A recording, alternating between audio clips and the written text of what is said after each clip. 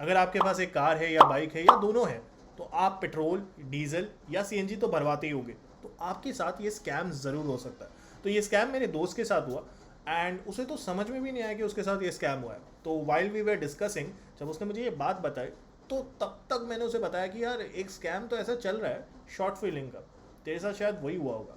उसने बिलीव नहीं किया, और शायद कोई तरीका भी नहीं है फिगर आउट करने का कि हुआ भी है या नहीं हुआ है। बट मैं आपको बताता हूँ उसके साथ क्या हुआ, जिससे आप फिगर आउट कर सकते हो कि उसके साथ शॉर्ट फीलिंग हुई है या नहीं हुई है। मैं तो डेफिनेटली श्योर हूँ कि उसके साथ शॉर्ट फीलिंग हुई है।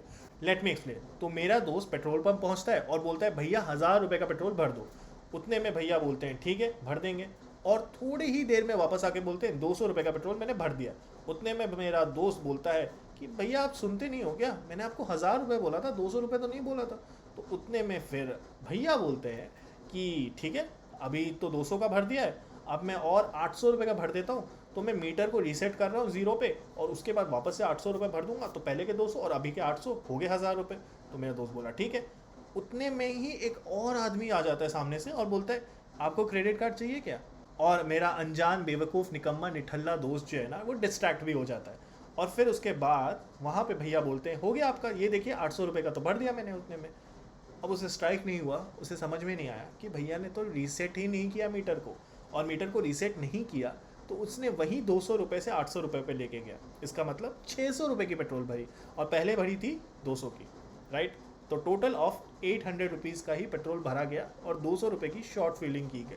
मतलब ये जो 200 रुपये है वो स्कैम हो गया उसके साथ। उसे नहीं समझा, उसने जब घर आया तो उसे थोड़ा तो ऑड लगा। That's when he discussed with me, and मैंने उसे बताया कि तेरे साथ स्कैम हुआ है। तो अगर आपके साथ ऐसा कुछ हो रहा है या हो चुका है तो आपको क्या करना चाहिए। चलिए मैं आपको बताता हूँ, क्विकली बताता हूँ कि क्या करना चाहिए आपको। नंबर 1, सावधान रहिए, सतर्क रहिए। आपका ध्यान होना चाहिए हमेशा कि कितने में मीटर है और कितने में रीसेट किया गया, ऑल ऑफ दोज थिंग्स होना चाहिए। अगर आपको लग रहा है कि रीसेट कर रहा है तो आप गाड़ी से उतर जाइए, ताकि आपको एक व्यू अच्छा मिले और उसके बाद वो भी डर जाए और रीसेट एक्चुअली में करें, राइट। ये पहला स्टेप है। दूसरा स्टेप क्या है कि आप हमेशा ऐसा पेट्रोल पंप खोजिए जो आपके घर के क्लोज है। उस हिसाब से क्या होगा कि आप हमेशा उसी पेट्रोल पंप में पेट्रोल भरवाते रहेंगे, और वो आदमी आपको जानता है तो आपके साथ तो कभी स्कैम नहीं करेगा। ये दूसरा था।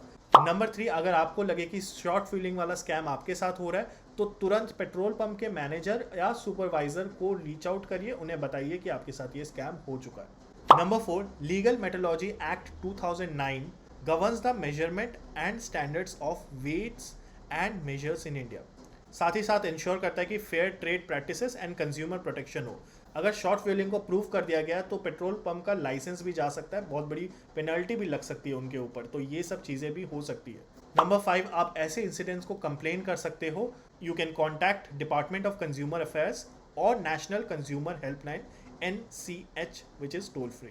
बस आपको अभी पता है कि ऐसे स्कैम्स होते हैं और ऐसे स्कैम्स किसी के साथ भी हो सकते हैं, इसलिए ज़्यादा से ज़्यादा इस वीडियो को शेयर करिए। और अब मुझे ऐसा लगता है कि आप थोड़े से इम्यून हो गए हो टुवर्ड्स दिस स्कैम। अगर आपको ये वीडियो अच्छा लगा तो सब्सक्राइब ज़रूर करना इस चैनल को। Take care, bye bye.